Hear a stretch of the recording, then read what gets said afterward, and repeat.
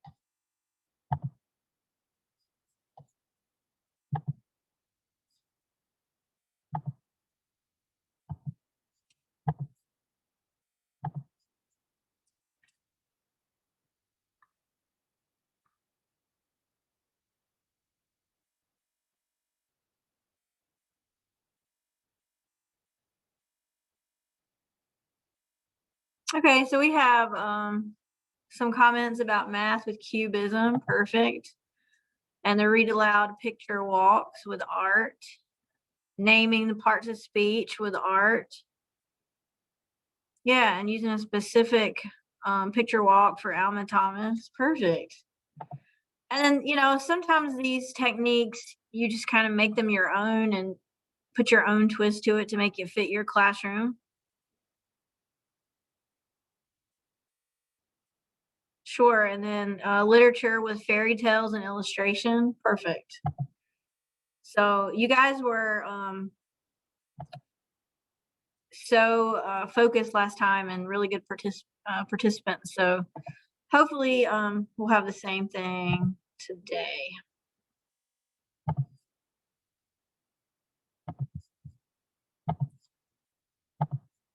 And then after the PD, probably tomorrow, I'm going to send you the outline of the session. I'm going to send you the PowerPoint and a few other documents, lists of artists with some specific integration connections, and some articles with some more information.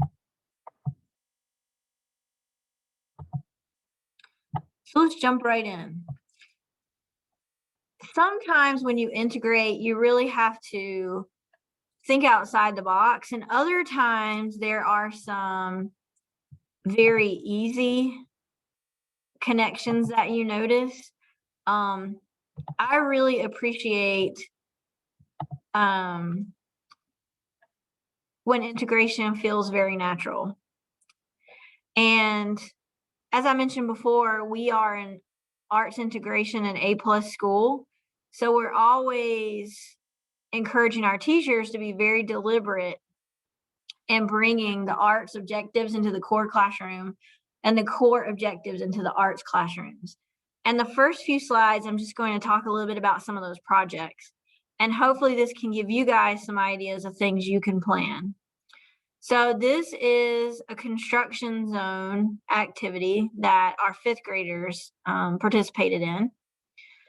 The teachers wrote some Donors Choose grants, as well as reached out to some local businesses to get hard hats, aprons, some safety glasses, rulers, and things, so the kids could feel like actual construction workers. and they were studying their volume unit, and the students were able to use cardboard and construction paper and create rectangular prisms and other forms and do some measurement as well as build some structures. You can see in some of the pictures that they use some pre-made manipulatives to also build. But this is very authentic kind of learning. So the students take on a role. It becomes fun, it's enjoyable, it's different and unusual. And then they can make real life connections to the math skills that they're learning. So they see how they might actually, use measurement and volume in real life. They set aside a room that we often use for meetings and set it up as the construction zone. So all the classes in grade levels, all the classes in 5th grade could use it throughout that week. Another example from 5th grade is also a decimal diner. So the same room transformed into a diner, and they did provide some brownies and lemonade. The tables were set up and the students were divided so that some were the customers. They would go through the menu and make some orders. They would have to add up how much it would cost. And then the waiters would do the same, take the order, figure out what the bill would be, and so on and so forth. And they, again, they had some decor that would look like diner workers or, cooks, people that might serve the refreshments and things like that. Have any of you created a similar setting in your classroom where you transformed your room into a real life situation where the students could apply academics in a real world setting?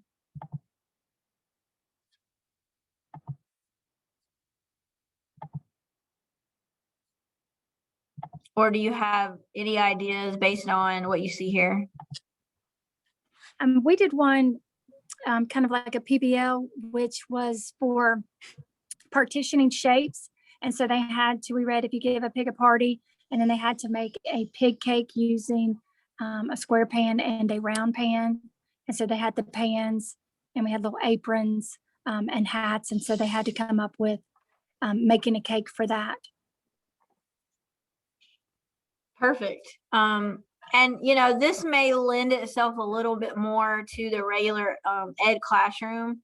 I know for those of you that are art teachers, our focus is art and then just pulling in the core objectives. But obviously for us, we could, alter the seating of the students. Sometimes they could be seated, sometimes they could use easels. We could pull out drawing boards. We could go outside and do kind of a plein air kind of an activity. And then the last time I had shared where we went out and through inspiration of Jackson Pollock and did some paint dripping and pouring. So just allowing the students to change the setting from just simply sitting at the desk helps them experience the lesson a little bit more. All right, so everybody, I know most cameras are off, so whether or not you want to turn your camera on, we've had a long day and I'm sure a rush to this PD, but I want you to stand up for a second and just kind of stretch. And as you're stretching, I want you to freeze yourself into a symmetrical pose.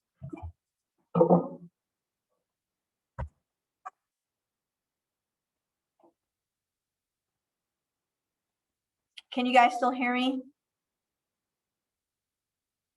Okay. This is an activity I sometimes do with lots of different grade levels just to give them a connection to symmetry. And we talk about if you change your pose, as long as you change both sides the same way, then you're still symmetrical. And you can only see my top part, but obviously, you can move your legs, you can put your hands down, move your head. Well, then in the art world, we also talk about asymmetrical balance or asymmetry. And so I like to give the example. Have you guys ever dropped something and you bend down to pick it up? Well, if you keep both your feet flat and your body symmetrical, you're probably just going to fall over. But usually if you reach out to grab that pencil that you dropped, one leg might come out, which helps balance your arm. So I help them see you go from a symmetrical pose to an asymmetrical pose where you're balancing the weight. You know, I could balance this arm with this leg that went out, or so on. That helps balance the weight. So that this movement helps me teach that concept of symmetry and asymmetry. Also in the art world, we have radial balance. I don't necessarily do that with movement, but you know, radial balance is just circular balance where you could have a bullseye or, you know, a swirl. A real life connection might be a table setting with plates around the table and things like that. But getting them up and moving their body and letting them make different symmetrical and asymmetrical poses, well, they make a connection to that concept. And then obviously, you know, they can draw symmetrical shapes. They can draw a symmetrical picture.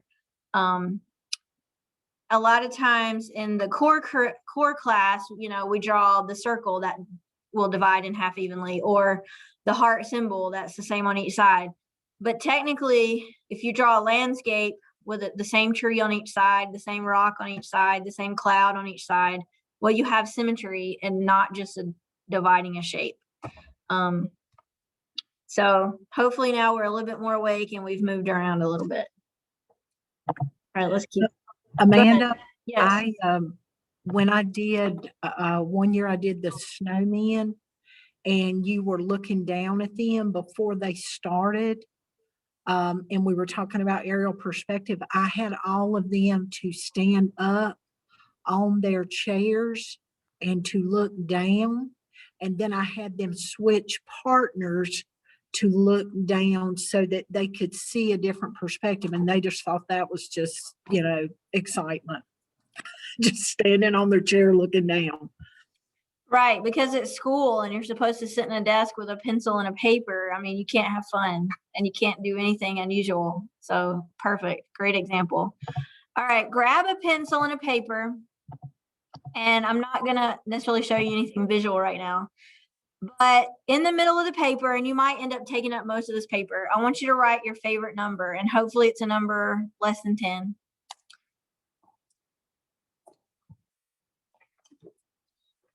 And then somewhere on the paper, and this can become a collage, this can become a spider web, this can become a list. I want you to make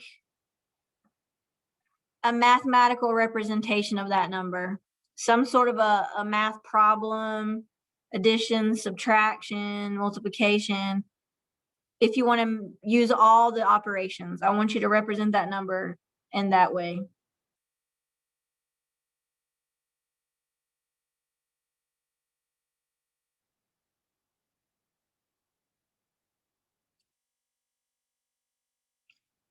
Then I want you to think of some sort of shapes, objects, things around you that you can draw to represent that number.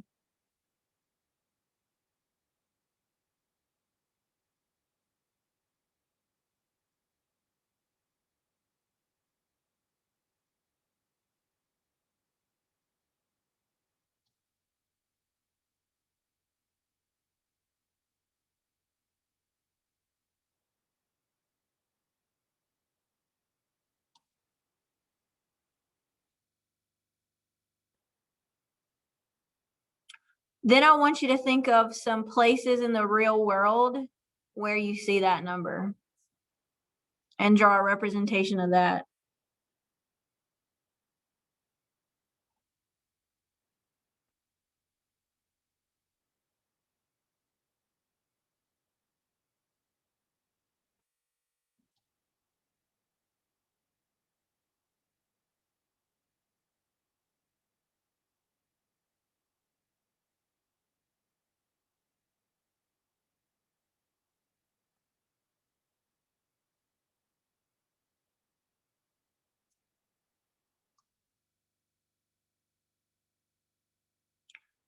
Then I want you to think of a way that you could show that number with a fraction and how you can visually show that fraction.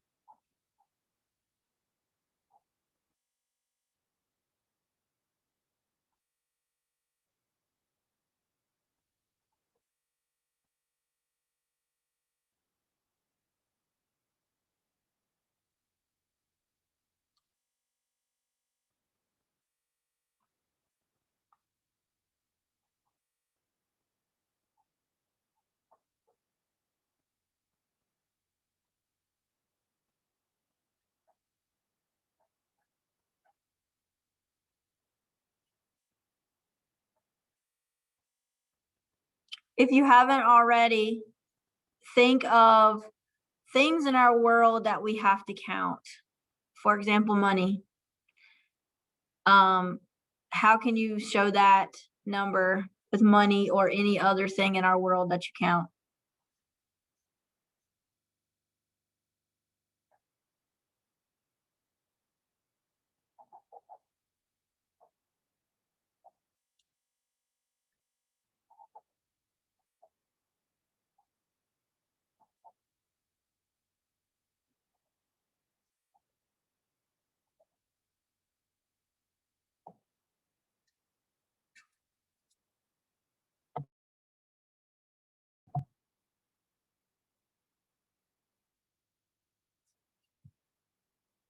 And if there's a question or a prompt that I have not asked you that you have thought about related to that number, go ahead and put that on your page, and then we'll share out in about 2 minutes.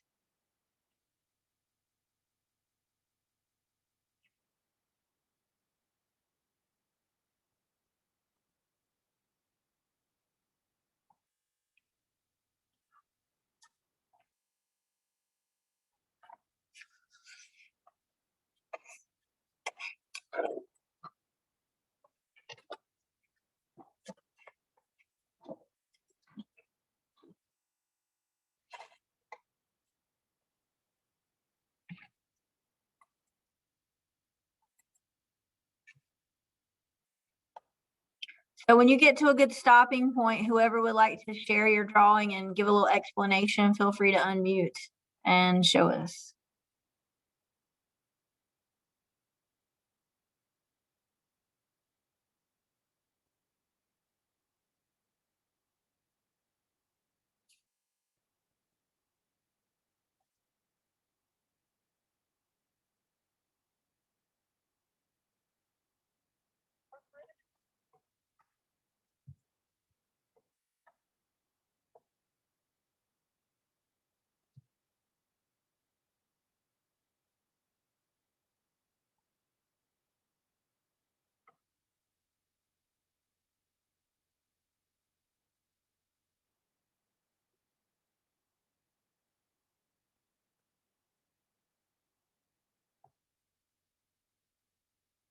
All right, last 30 seconds. All right, Elizabeth, are you ready to share?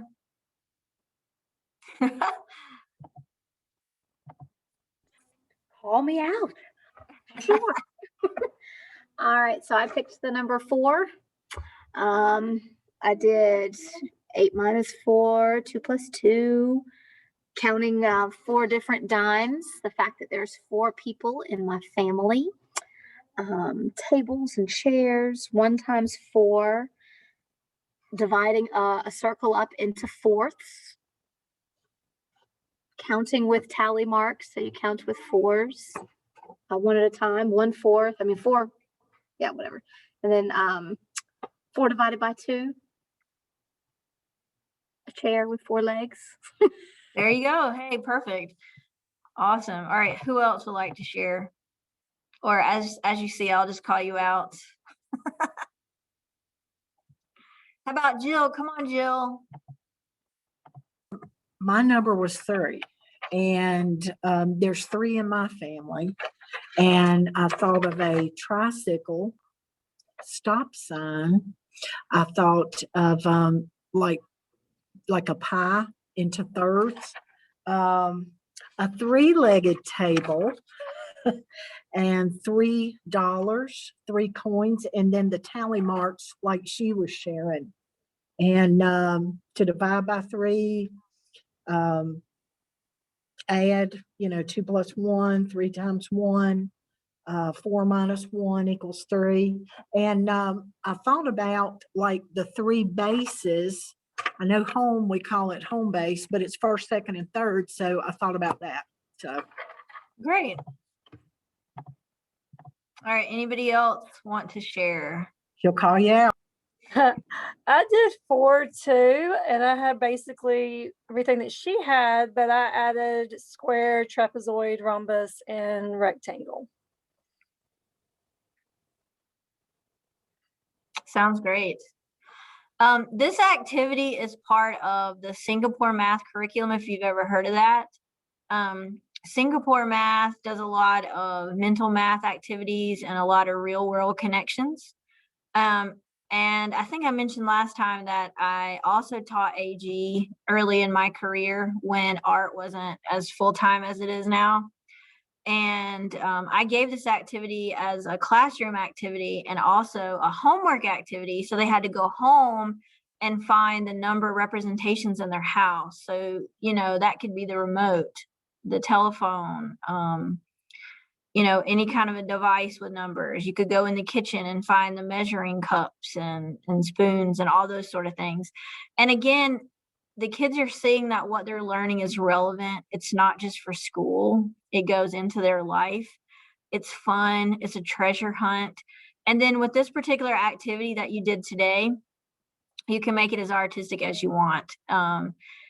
We could get really abstract and have them draw the objects really large or overlapping. You could really talk about collage and depth. And then instead of them just drawing, they could cut from magazines and, cut and paste. So there's a lot of different directions that you can go with this particular activity. Any comments or anything to share? All right, great. So let's keep going. We'll talk about a few more projects and activities that you can do. I'm going to show you a few examples from my students. And for each one of these slides, I give some connections and concepts that could be related to art specifically, math specifically, or those real world connections. And somebody had mentioned earlier about cakes, and I've done a unit also where you think about, things in the real world that uses art and math or art and literature, depending on what direction we're going in. So here you see 2 projects, a quilt square activity. And, some are better than others. And I gave them some freedom to do some cutting and gluing and come up with whatever design they chose. You can get really strict about it. So that they have to cut from a square that's the same size as the background. You can get really strict where they have to rotate the shapes around, the XY axis or in particular a fraction. And then, you can talk about partitioning, proportions. You could take that square and make a full quilt. Any other ideas of art and math connections related to quilt squares?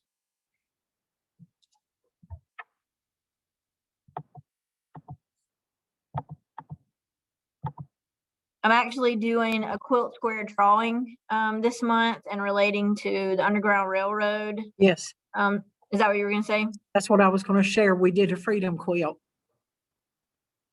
Perfect. And if you're not familiar, in the East Winston area, there's the Delta Fine Arts Center.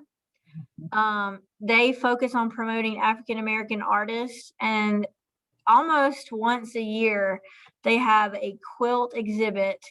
And the quilts are very geometric. They're phenomenal. Grandma and auntie's quilts have a place in the world, but these are not grandma and auntie's quilts. These are works of art.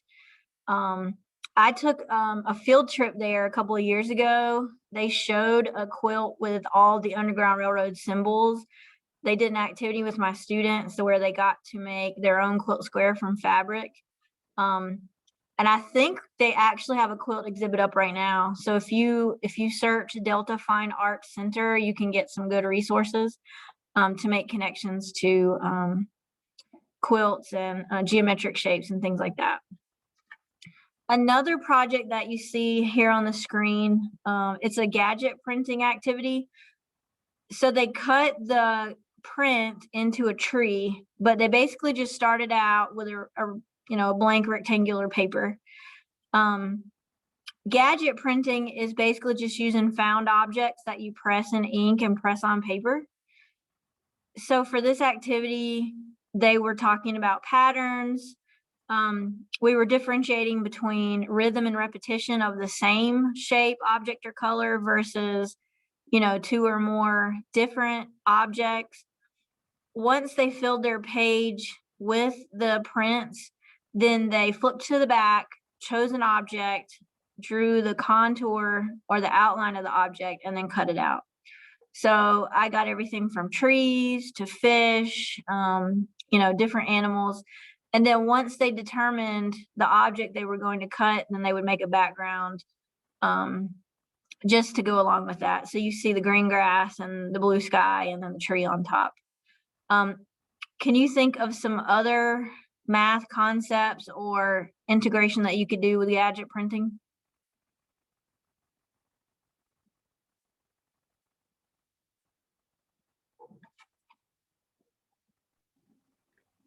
There's a lot of we did. history.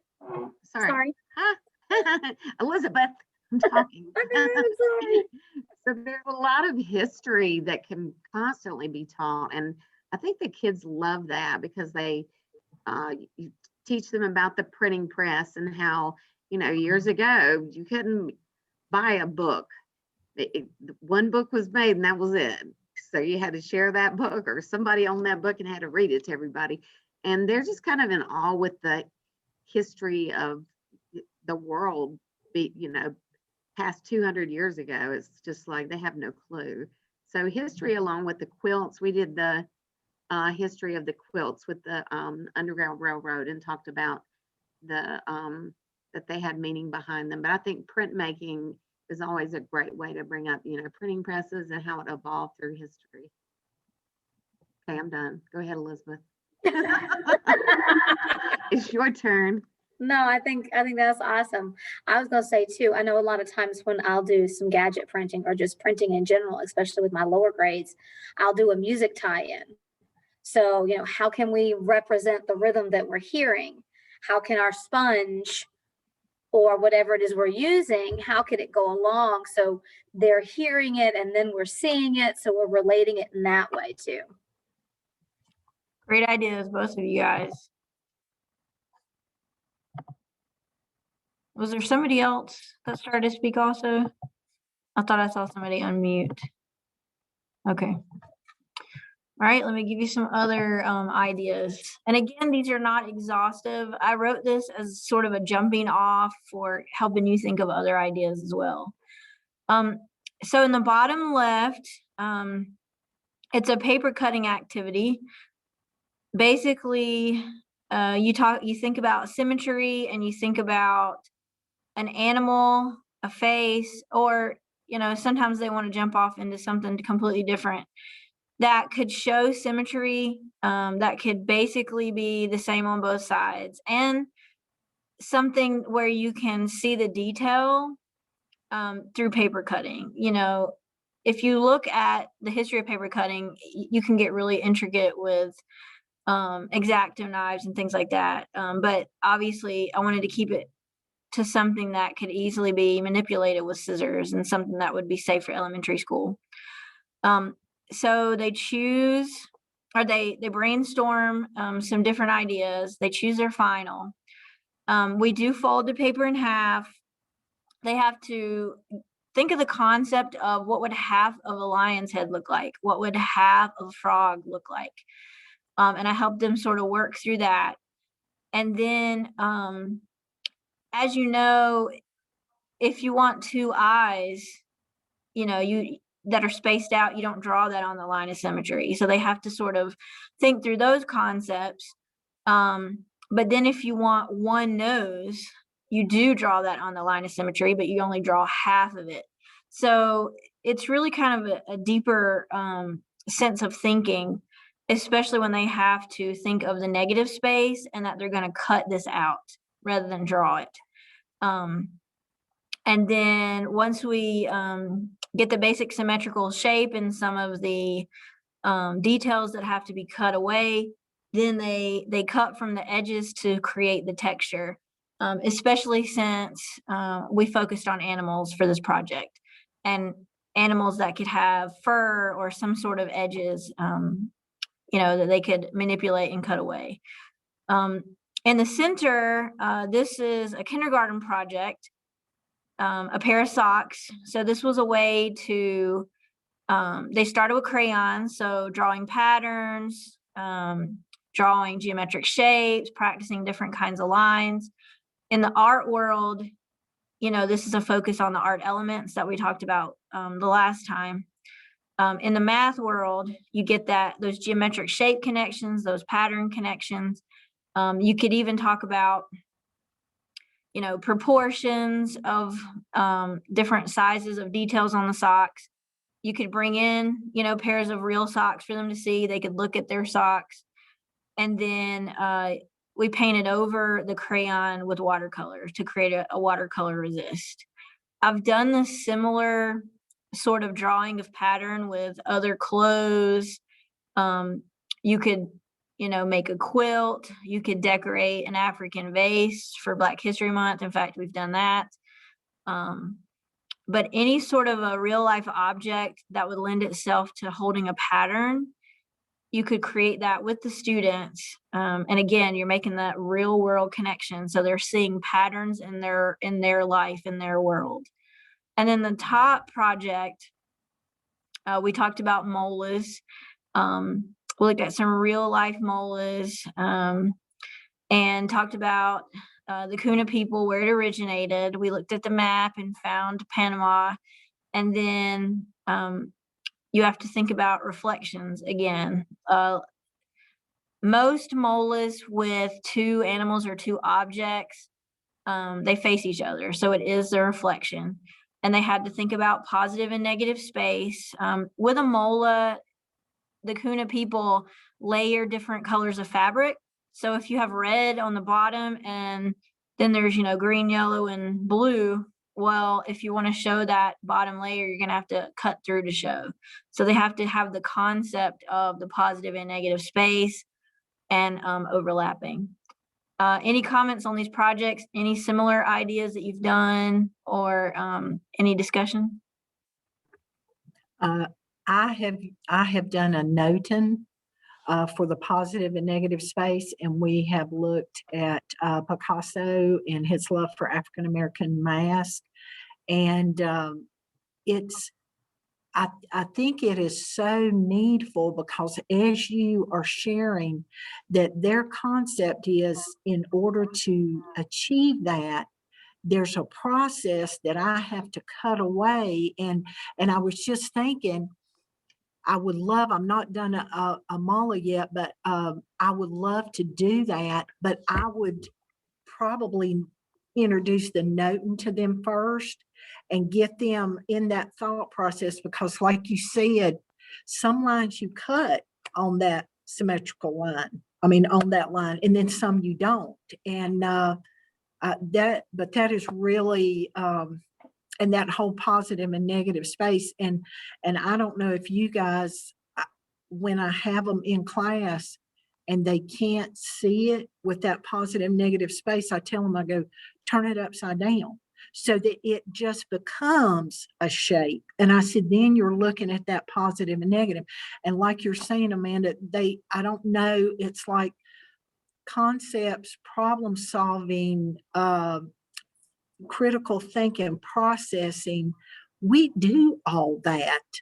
And we are so, I think, so vital to helping them in that real world. And I love it. And I know you guys do when they get it. It's like, I see that now. And you're like, yeah. And like you're sharing, you want them to be able to take it and apply it to look out beyond. And I love that treasure, like the scavenger, the treasure hunt with the number. I'm going to do that. But just these are some really good, and I love pattern, and they know that. They're like, oh, Miss Potts.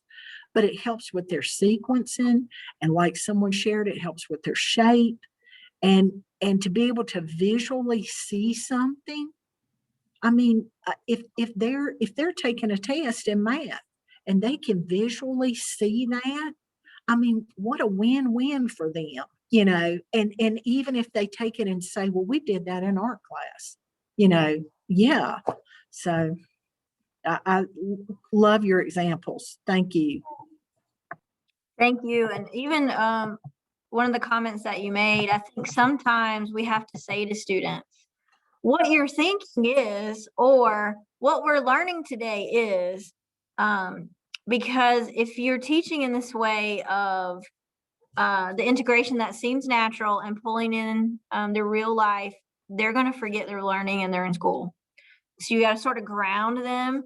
I mean, I have had conversations with kids where they use vocabulary and they're answering the essential question and they're all in the project, and the principal comes in to observe and they say, what are you guys doing today? Nothing. I don't know. I don't learn anything, So I'm really deliberate in telling them, you are creating a MOLA, but you are using symmetry and reflection, and here's your math connection, and things like that.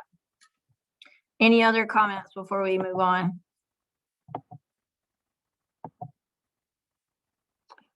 All right, so now we're going to change gears a little bit. I don't know why there's two words there that keep disappearing. I have no idea why, but it says teaching math with art. So we're going to look at this piece by Kandinsky. If you're familiar with him, he's quite the abstract artist. And I think I mentioned last time that even in the art world,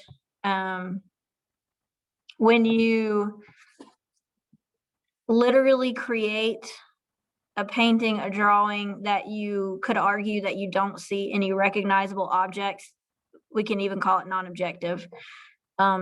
So some people might argue, no, there are things here. Some people might say, no, line shaped color. So, you could have that debate all day long.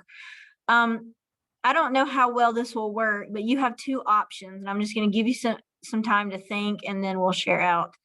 If you can lay a paper on this and trace, you can do it that way, or you can just make note of where you see some particular object. So I want you to look at this work of art, and I want you to find some geometric shapes. So if I say, where did you find a geometric shape? I want you to be able to either show me that you traced it, or be able to say, well, it's that blue rectangle, beside that red triangle or something. So I want you to make note of geometric shapes that you see and where. I'll give you a minute to do that.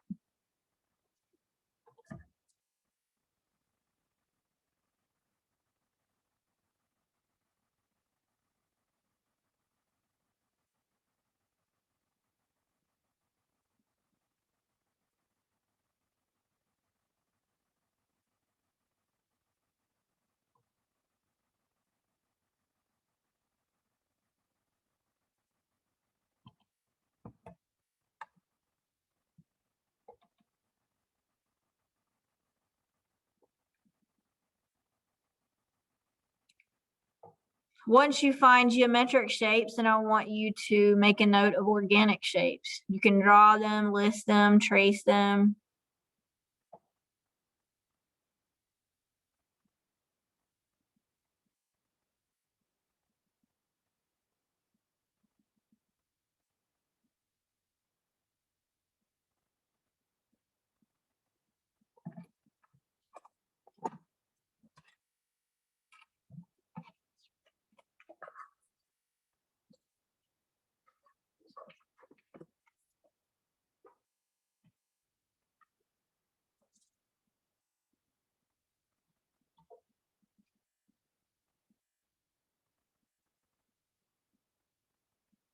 Then find the straight lines. And if they are parallel, intersecting, perpendicular, diagonal, make a note of that as well.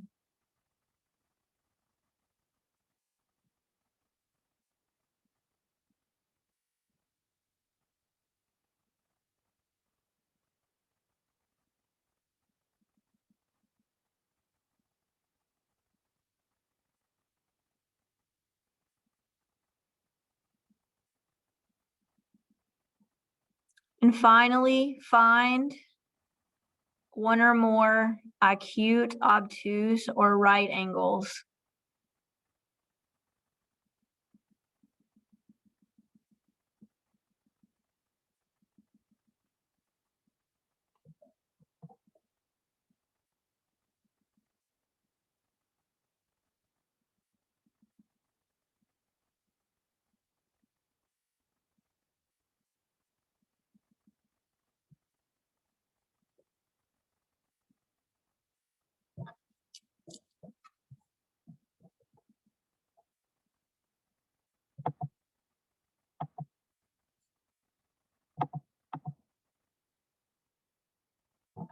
All right, what did you find? What did you see? Give me some reaction to this piece related to math.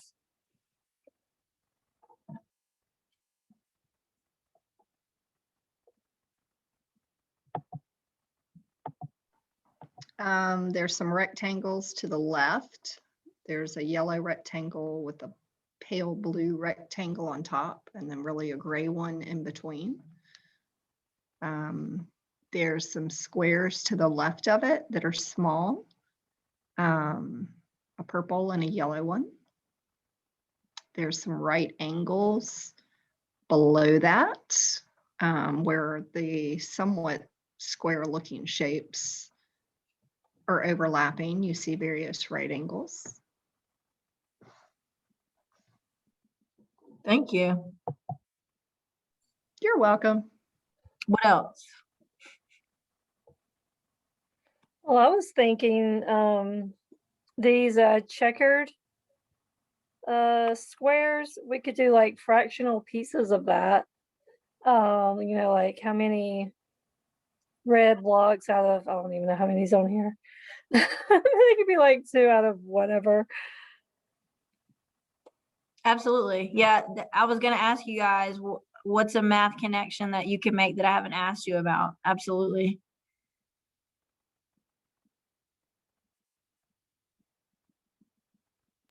I think even in that with looking at the geometric shapes, you could even break it down further and be like, well, if you've got 3 red, how can we turn it into a fraction? So, I mean, if you want to take it for your higher order thinking, you can get into some fractions.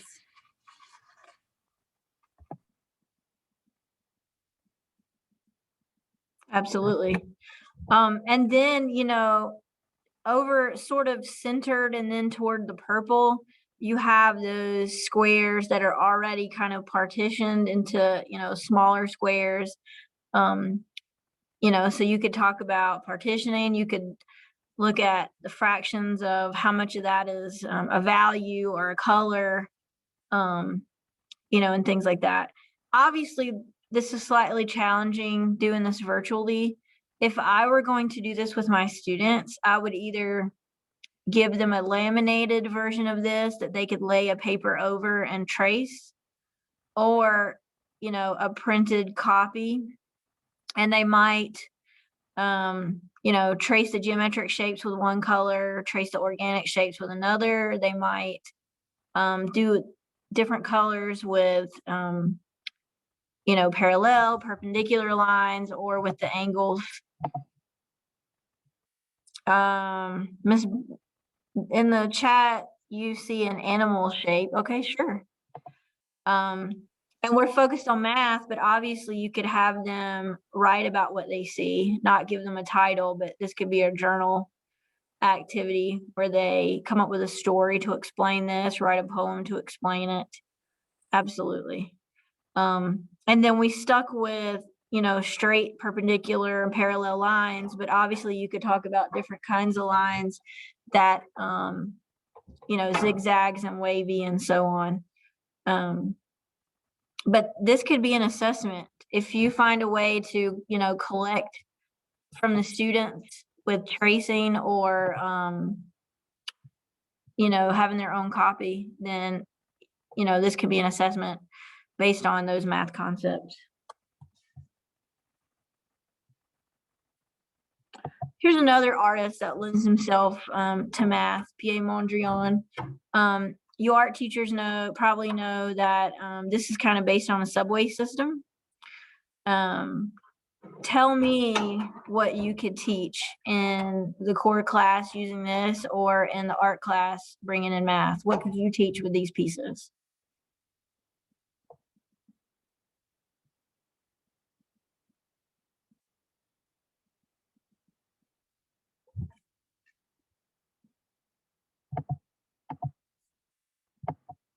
If you want to put it in chat, that's fine, or if you want to unmute.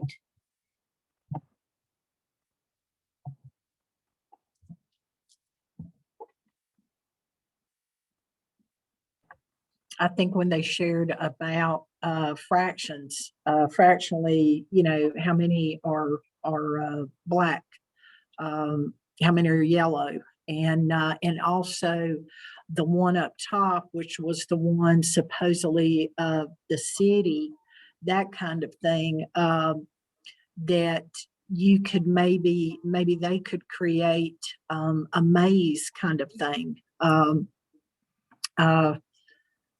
But yeah, math, the geometric shapes, and fractions, I would say, and even to the point where if you gave them a grid and they created, maybe by either reading it or by you saying, okay, give me, 4 rectangles that are red, give me 3 that are blue. I mean, like you're sharing, Amanda, you could do a little assessment there because they know their colors, they know their shapes. And there's a chat message that says definitely a geometry connection. From the art perspective, you see primary colors here, red, blue, and yellow, and then you see values, black and white. Rarely do the core teachers differentiate color from value. And then, you can measure, knowing that this is based on a city or a subway system, they could turn this into a map where they come up with a scale to measure distance. They could name the red rectangles, the blue rectangles, they could become buildings, and they have to measure the distance in between. In chat, there's a comment that says they could have students identify rectangles and squares of different colors. Absolutely. And differentiate between, the squares have all the same all the same length sides, with the rectangles having long and short. So there's a lot of ways, to use this.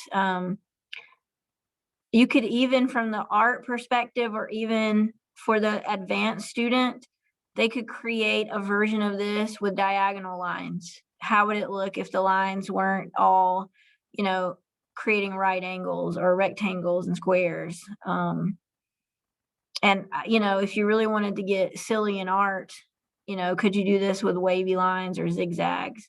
You could argue that technically there could be zigzags here, just depending on how you would outline the streets and so on.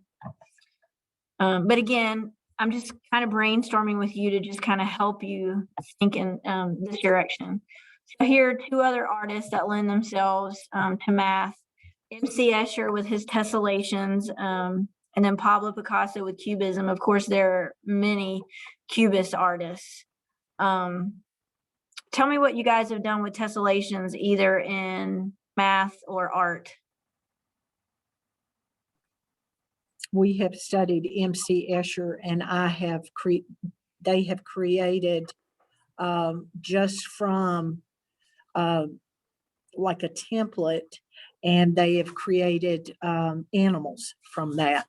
And they love birds, animals, and that's a really, he's one of my faves, but that's a really good project for them. And also I incorporate the math aspect into it. And I love it when they go, wait a minute, Miss Potts, you're using a math term. Yeah, I am. It crosses. I said, guys, this is life. It's all interconnected. So, but yeah, that's cubism and tessellation rocks.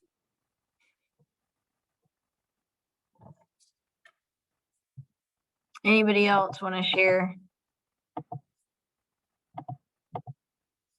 So with tessellations, I have drawn them in a couple of different ways. I've done it where the students just started with a grid, so they can either have a checkerboard of horizontal and vertical lines, or they can have diagonal lines. And then however they change or alter one square, then they have to alter the next, and so on and so on. I've also done it where you take a square, draw a shape on one side, cut it out, tape it on the other. So you actually make a manipulated tile. And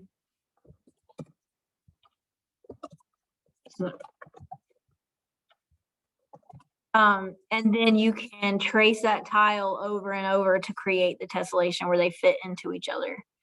And then obviously we see the obvious math connections. And then with Pablo Picasso, and the cubism, looking at, again, the real world that's not really square with straight edges, but artists that show, people, objects, organic kinds of things with those straight edges. And some people think cubist artists, at least kids, it looks like that they've made a collage, where they've cut pieces and parts. But obviously they painted in this style. So again, we have the geometry connections. You see some pattern in that center shape. You can make a music connection, even talk about rhythm and music. Simple geometric shapes compare with organic. The conversation is really endless, just depending on how much time you want to take and what direction you want to go in. So I'm going to show you just a few more slides, just as some ideas. You could, when you're teaching time, you could make a clock with the color wheel and talk about what numbers are adjacent colors, which numbers are complementary colors. Complementary being colors that are directly opposite of each other. You could talk about the primaries and the secondary, so that's a good way to add that together. In upper grades, Fibonacci art, where you talk about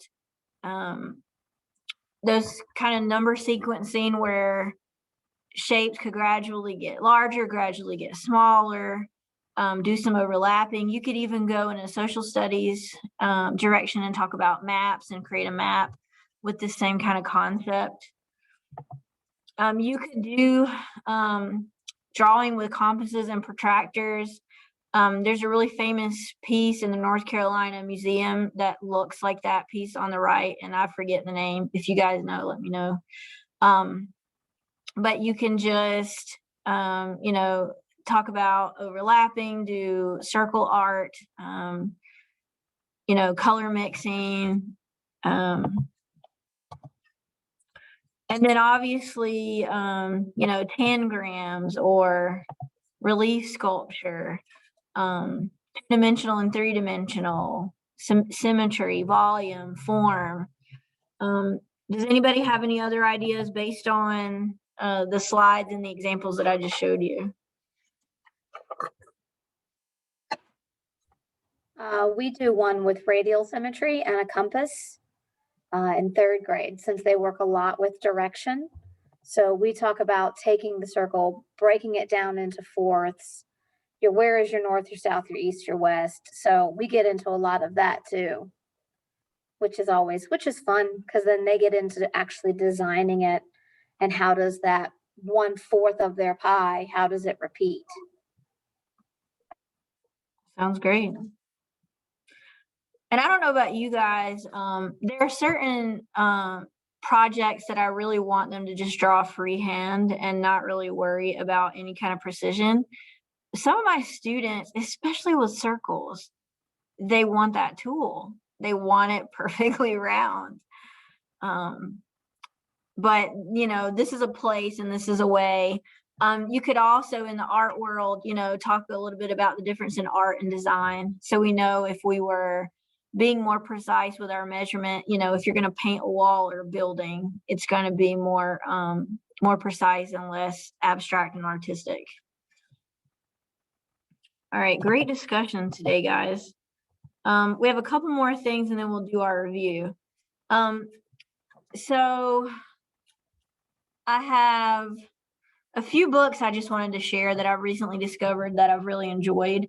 So masterpieces. So obviously you have your literature connection because you can read the book and talk about all those concepts we mentioned last week about main idea, characters, and so forth and so on. Now, some of these books are not going to be a fictional book for entertainment. Some of these might be more informing, but again, that's part of the whole guided reading concept of how you read a book. But masterpieces takes you through some well-known art images and it shows you math in the art. So I'm going to show you a few examples. Okay, so obviously we have Salvador Dali and his clocks.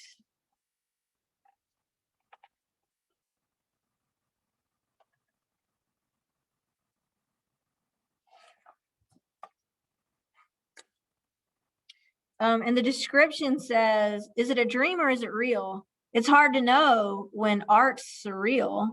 Dali's clocks, once so precise, now they're melting just like ice. Find 7 ways to make an 8. Group the clocks, it's getting late. So it's kind of fun. You might can, describe some of the sarcasm and humor. This one's kind of interesting. Picasso, woman in a blue hat.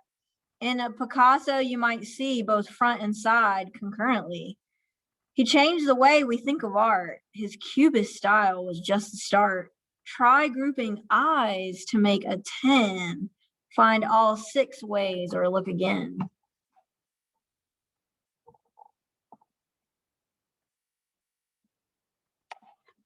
So it just uses, like I said, some famous artists and finds a way to have the kids count or see some math concepts in the piece. So that's a really good book, Masterpieces. This is actually a book I've left for a sub before, I Spy Shapes in Art. So it's a similar concept where the illustration is a work of art and then there's a description that's a math connection. So it might just be I spy with my little eye an oval.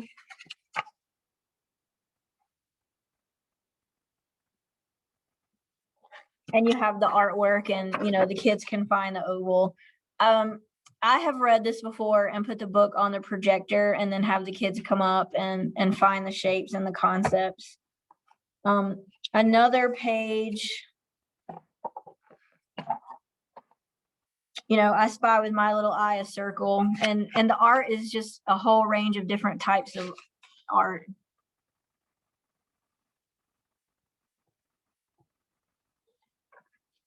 And there's actually a page where it calls like a heart or a star a shape, which we know is technically not a fact, that they would be more symbols. So we actually have a conversation about the difference in shapes and symbols in our world. And then another way, again, to bring in literature, just to find books about artists. So here's one of my favorites with Dorothea Lange. So you could talk about even photography.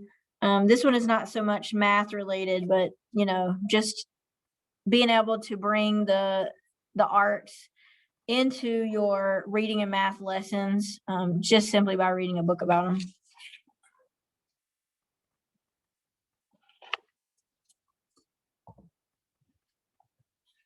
And then here's a list of some other activities that I've done in art or even in AG. Using perimeter and area, you can have your students draw a map or a floor plan of any kind of concept you can think of that would have fences or enclosed spaces. So we've done zoos, we've done parks, they've designed their own bedroom, they've designed their own home. I have done collages with geometric shapes in a similar concept to how I had you draw representations of your number. You could have them cut different representations of shapes or draw different representations of shapes. I'm sure a lot of you have used arrays to do a cityscape. So basically the windows on the building becomes the math problem. If you have 3 windows across and 4 windows down, you'll have 12 windows, and they have to be able to explain where you see the multiplication problem there. Some of these we've already talked about, using movement and hand gestures and working with patterns and weaving and critiquing works of art that you can see math and reading concepts. Any other ideas based on the list that you see, the examples I've showed you today, our conversation, anything else you guys want to share before we wrap things up?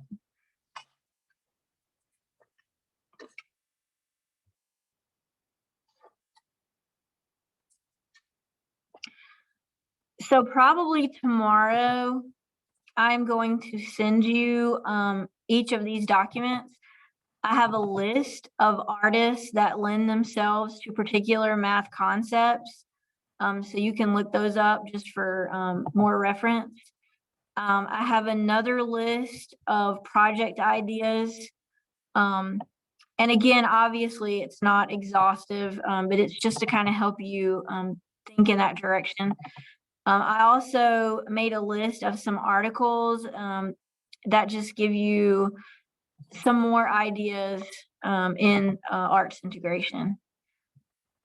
I am going to give you a link just for a quick little Google form before you go. And that's kind of your ticket out the door. That's also how I'm taking attendance. So I appreciate you all participating. I hope it's been useful and helpful. And the form is in the chat. Thank you all so much as well.